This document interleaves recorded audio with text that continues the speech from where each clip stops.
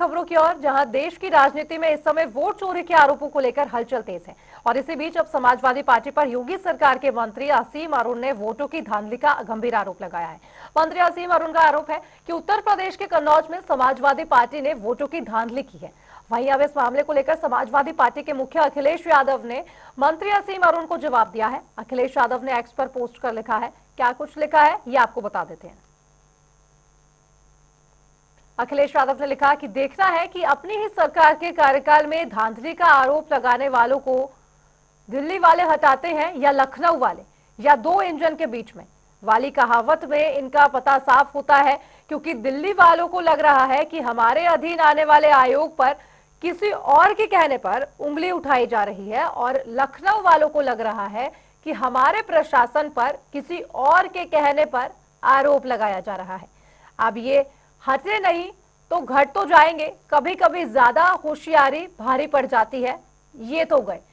Sapa supremo Akhilesh Yadav की ओर से x पर पोस्ट कर जवाब दिया क्या है।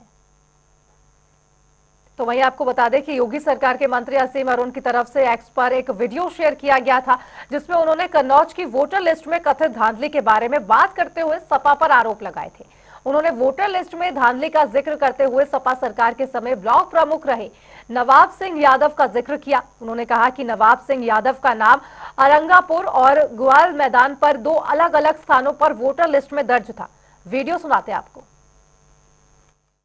बात कन्नौज में समाजवादी पार्टी द्वारा वोटों की धांधली हो रही है, तो इसके ऊपर थोड़ा सा अनुसंधान हमने किया और एक बहुत महत्वपूर्ण तथ्य मैं आपके सामने इस वीडियो संदेश के माध्यम से रखना चाहता हूं। लेकिन उससे पहले कहना चाहूँगा कि मैं पूरी तरह इलेक्शन कमीशन का समर्थन करता हूं, जो कोशिश कर रही है चुनाव प्रक्रिया की बची हुई कमियों को दूर करने के लिए। सबसे बड़ी कमी बची हुई है वोटर लिस्ट की शुद्धता ना होना। भारी संख्या में गलत नाम जुड़े हुए हैं वोटर लिस्ट में। एक एक व्यक्ति ने दो दो तीन तीन बार नाम लिखा रखे हैं और इसका मैं बहुत ही पुख्ता उदाहरण जांच परख करके प्रमाणित करके इसको प्रस्तुत कर रहा हूं।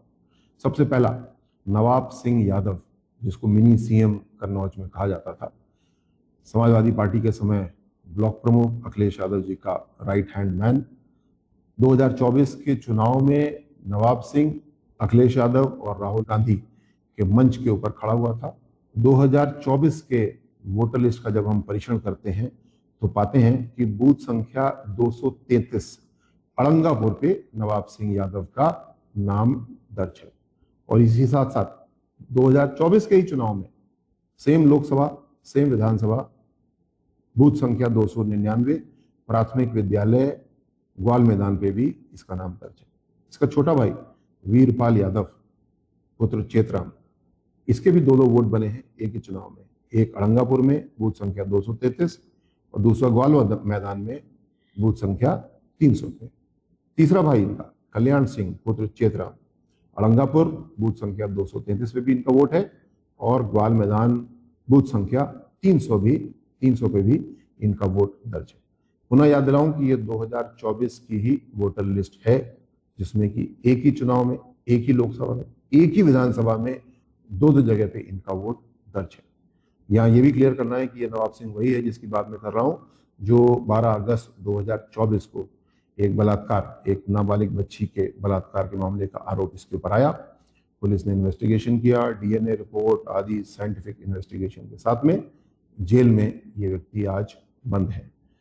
मेरा अनुरोध है जिला निर्वाचन अधिकारी कन्नौज से, जिनको हम लिखित नियमानुसार शिकायत भी दे रहे हैं, कि इसकी जांच करें कैसे इन तीनों व्यक्तियों के दो वोट बने और इनके खिलाफ जो सेक्शन बनता हो उसकी कानूनी कार्रवाई करें। और इन तीनों के भी और ऐसे और भी बहुत सारे उदाहरण हैं जिसके लिए हम और भी प्रमाण देंगे।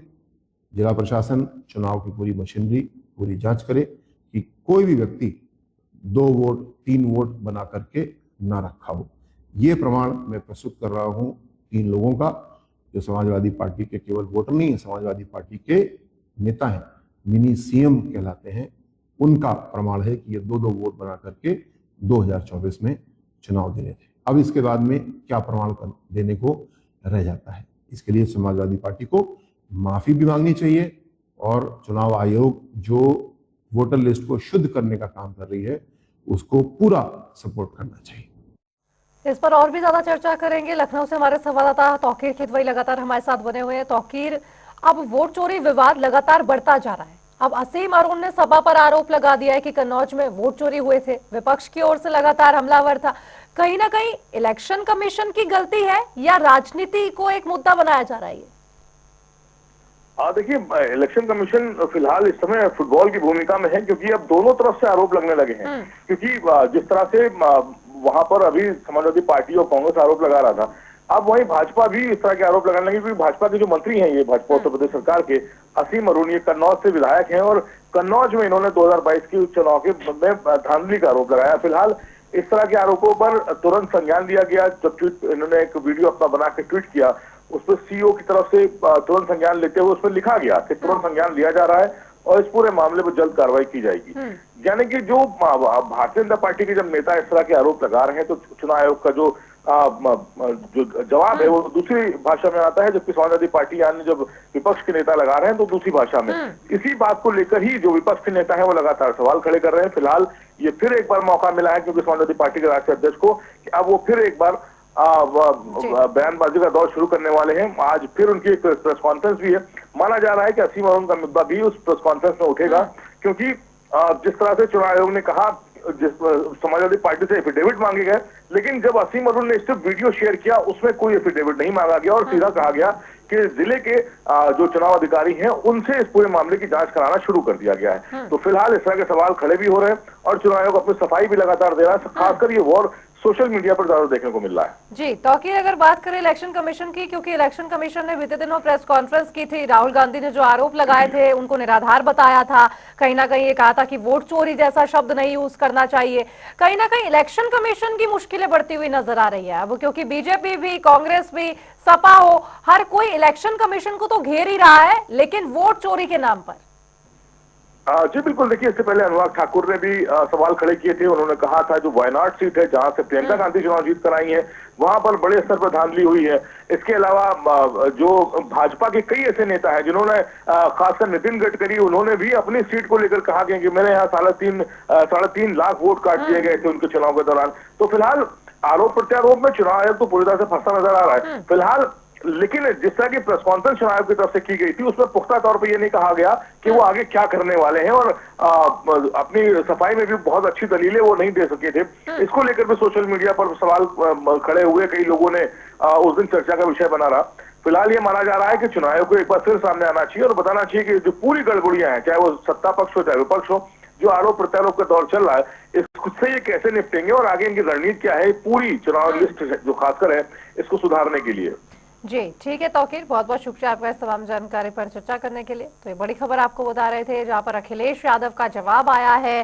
भारतीय जनता पार्टी की ओर से अब लगातार ये सवाल उठाए जा रहे हैं कि अगर वोट चोरी हुई है तो केवल बीजेपी ने ही नहीं बल्कि सपा ने भी की है, और वो भी कन्नौज में की है। देखना होगा कि इलेक्शन कमीशन इस पर किस तरीके से रिएक्ट करता है। क्या कुछ प्रेस कॉन्फ्रेंस इलेक्शन कमीशन की होती है या नहीं।